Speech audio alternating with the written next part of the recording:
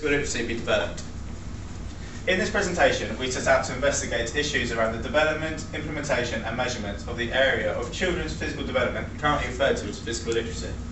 There is a range of broadly similar definitions of physical literacy, but for the purpose of this presentation, physical literacy is defined as the ability to use body management, locomotor and object control skills in a competent manner, with the capacity to apply them with confidence in settings which may lead to sustained involvement in sport and physical recreation. Throughout this presentation, our team will be looking through the key themes of physical literacy and how to develop it throughout life. The key themes we'll be looking at are pedagogical strategies, the consequences of pupils not attaining physical literacy, who is responsible for developing pupils' physical literacy, and also the influences behind developing physical literacy. Pedagogy. The art and science of engagement with people for productive learning pedagogical strategies are as follows.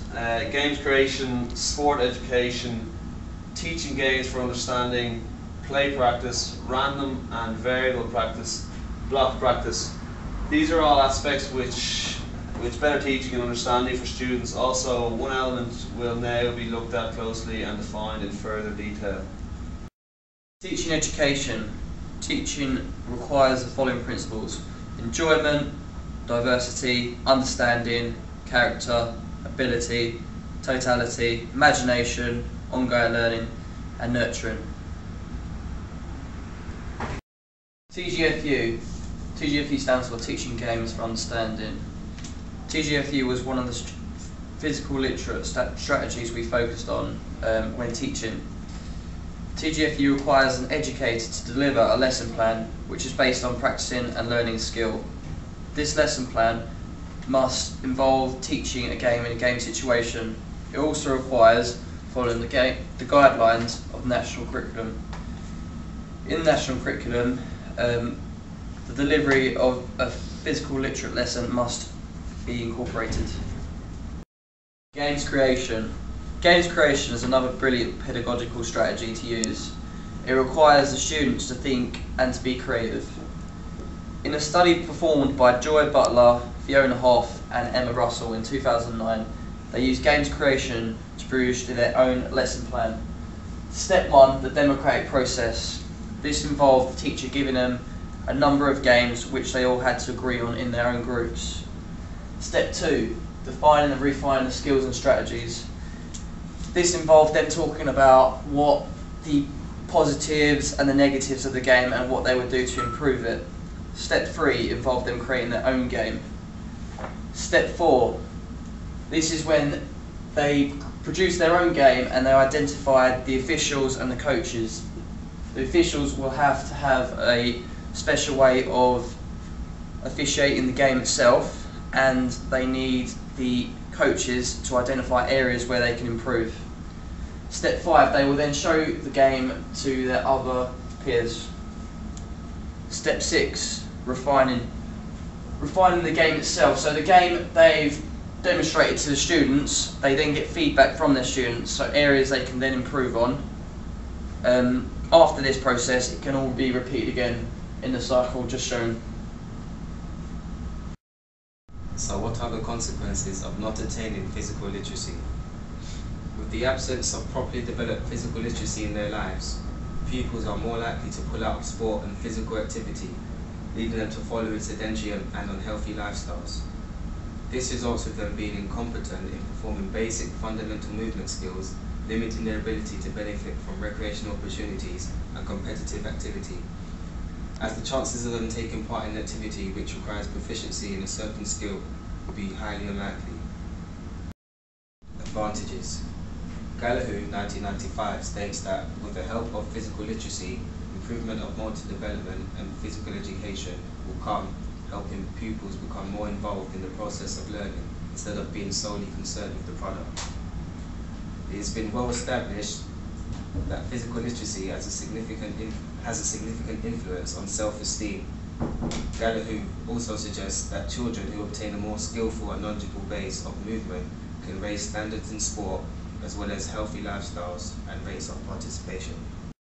Another consequence of inadequate physical activity long term is inactivity impairment.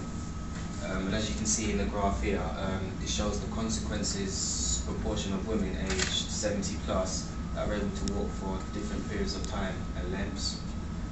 So the yellow bar illustrates the decline in women able to walk for up to 30 minutes.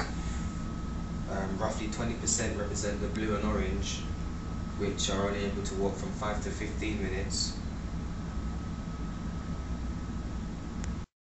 And the green bar indicates a decline in those able to walk a quarter of a mile or more, which may put local shops or post box well out of reach. For developing a pupil's physical literacy. Physical literacy takes place in a number of settings, and therefore it's important for different people to take responsibility to make sure it's being developed. The main types of people are coaches and teachers, and also parents. Coaches and teachers are responsible for giving good sessions to the pupils of both a behaviourist and constructivist approach. It is therefore their role to make sure these sessions are being taught correctly, but sometimes they just act as a guide. This is a more of a constructivist approach.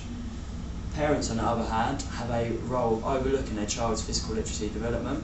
This is by keeping track of how they're doing at school in PE lessons, and also by taking them out and doing extracurricular activities themselves. Parents also act as a motivational tool. They can give people rewards for things they're doing right, or incentives as well, so people work towards them. The importance of this parent-teacher relation is shown in the article Teach Them to Fish, Feed Them to Life. In this article they talk about the importance of the teacher and the parent keeping in communication, so therefore they know how well the child is doing and if things need changing. This paper also talks about the importance of showing them a fair opportunity to create their own views, as it often shows that the parents reflect their personal opinions on physical education onto their children. So therefore, parents having a positive reflection will therefore allow the child to have a positive reflection themselves. Literacy can be attained. So physical educators have a significant role in developing pupils' physical literacy. As has been highlighted already, physical literacy involves using fundamental movement skills which provokes the ability to carry out certain tasks and skills in a confident manner. For physical educators, to ensure that their pupils do become physically literate, one must look at the possible solutions as to how this can be achieved, which is on the next slide. So, with the likes of play, children are able just to go out and basically play, where they are able to learn by their own experience by having fun in their own natural childlike environment. Sports clubs within the school, children having the opportunity to take part in after-school and curricular activities with their peers. Sports clubs within society/community, children or young people are able to have the opportunity to get involved in physical activities outside school and engage with other members of the community, learning and developing their skills through other people's expertise. At home, engaging with family and friends, receiving motivation and encouragement, building on confidence by being around the people they know most. With the PE curriculum, the national curriculum is there to help students become physically literate through the use of planned lessons highlighting learning objectives, key concepts and key processes to help this process which will then influence the students to lead healthy lifestyles. The national curriculum is like a set of guidelines where students follow instructions from the physical educator so that they can carry out the necessary skills. These skills are then practiced so that the skill can be transformed into technique. As you can see, there are many factors which make up physical literacy, and the concept is always evolving. The models will continue to evolve throughout time, as well as new models being formed. As time goes on, physical literacy will become more dominant within physical education, and therefore we'll be able to see the long-term effects. Thank you for listening.